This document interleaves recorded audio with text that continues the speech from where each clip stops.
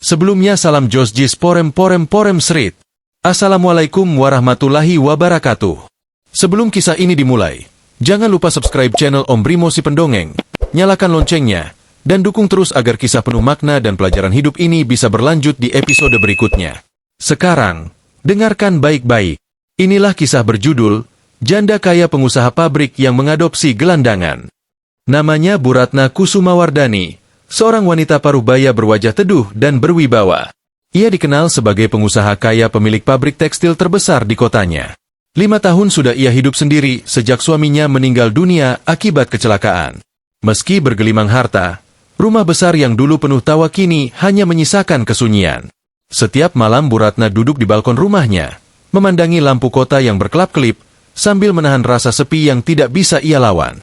Dalam setiap doa malamnya, ia memohon agar Tuhan mengirimkan seseorang yang bisa mengisi kekosongan hatinya. Suatu sore di tengah hujan deras, mobil mewah Bu Ratna melintas di jalan sepi yang becek dan tergenang air. Dari balik kaca mobil, ia melihat seorang remaja laki-laki duduk menggigil di bawah pohon, basah kuyup, dengan roti basi di tangannya. Tanpa pikir panjang, Bu Ratna meminta sopirnya berhenti. Ia turun membawa payung dan menghampiri anak itu. "Nak, kamu nggak punya tempat tinggal?" tanya Bu Ratna lembut. Remaja itu menunduk dan menjawab pelan. "Saya udah lama hidup di jalan, Bu. Kadang di pasar, kadang di peran toko."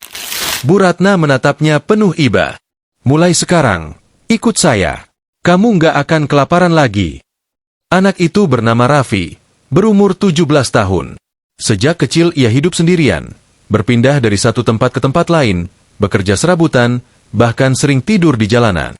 Hari pertama di rumah Bu Ratna, Raffi merasa canggung dan takut. Ia tak berani duduk di sofa, tak berani bicara banyak. Tapi Bu Ratna memperlakukannya seperti anak sendiri. Ia menyuruh Raffi mandi, memotong rambut, dan membelikan pakaian baru. "Mulai hari ini kamu tinggal di sini. Rumah ini rumahmu," kata Bu Ratna dengan senyum tulus. Hari demi hari berlalu. Raffi mulai terbiasa. Ia rajin membantu di dapur, membersihkan halaman, dan selalu bersikap sopan.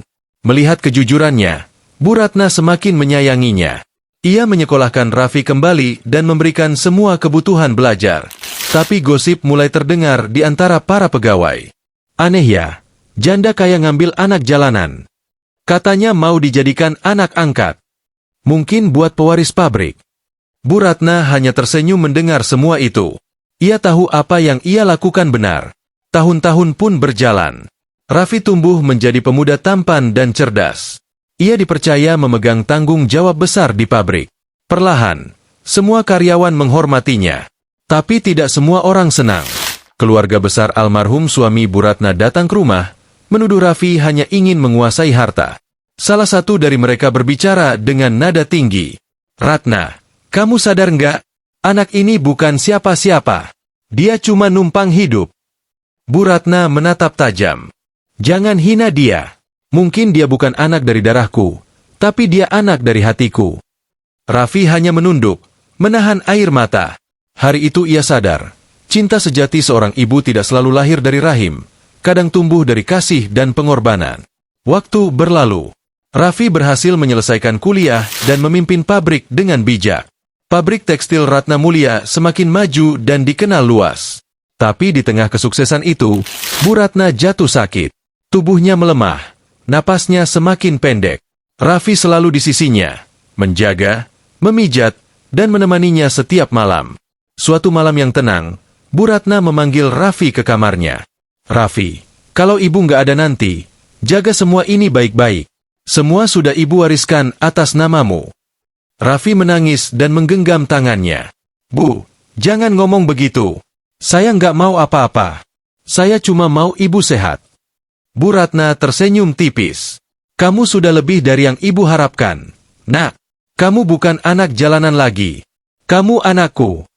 Beberapa hari kemudian, Bu Ratna pergi untuk selamanya. Raffi menangis di pelukannya, menatap wajah yang selama ini mengajarinya arti kasih sayang. Pemakaman Bu Ratna dipenuhi banyak orang, karyawan, warga, bahkan orang-orang yang dulu menjelekkan keputusan Bu Ratna. Semua menunduk haru. Tahun-tahun pun berlalu. Kini Raffi menjadi pengusaha sukses dan pemimpin yang bijak. Ia mendirikan Yayasan Ratna Mulia, tempat anak-anak jalanan mendapatkan tempat tinggal dan pendidikan. Di sana, setiap sore, Raffi duduk di taman, memandangi anak-anak kecil bermain sambil tersenyum. Dalam hatinya ia berbisik, "Bu, saya sudah menepati janji. Saya akan terus melanjutkan kasih ibu untuk mereka." Kekayaan sejati bukanlah banyaknya harta, melainkan kemampuan untuk berbagi dan mengasihi tanpa memandang asal-usul seseorang. Kadang keluarga sejati bukan mereka yang lahir dari darah yang sama, tapi dari hati yang tulus mencintai. Terima kasih sudah mendengarkan kisah ini sampai akhir. Jangan lupa subscribe channel Om Brimo si Pendongeng, nyalakan loncengnya, dan dukung terus agar kisah penuh makna seperti ini bisa terus hadir di setiap hati pendengarnya.